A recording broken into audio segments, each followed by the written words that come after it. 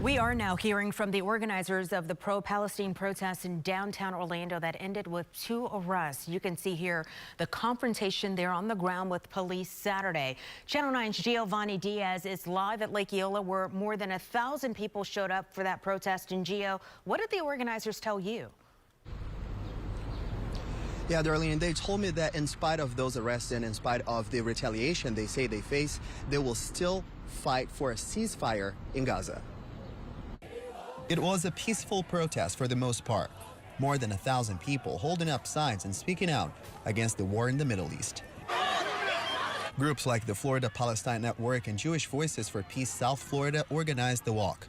But at some point, the protest took a turn and demonstrators clashed with the police. 2 people were arrested.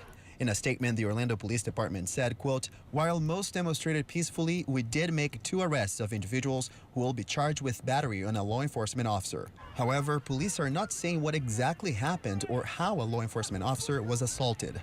According to OPD, protesters were not allowed to use megaphones, and the organizers knew that. Now, with over 2,000 people, you know, not everybody knows what permits we have. So at some point, someone was on a megaphone, and that's when police moved in aggressively. The OPD statement goes on to say that police officers also used a handheld chemical agent at a group that became disruptive. And for the advocacy groups, that reaction was extreme. That kind of excessive force should not be used on peaceful protesters. The 2 protesters have now been released. Meanwhile, the Florida Palestine Network says it will continue to protest and raise awareness about the crisis in Gaza. We'll continue to fight for freedom and liberation for all people.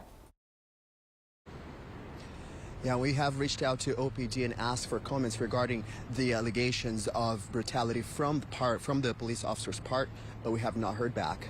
In downtown Orlando, I'm Giovanni Diaz, Channel 9 Eyewitness News.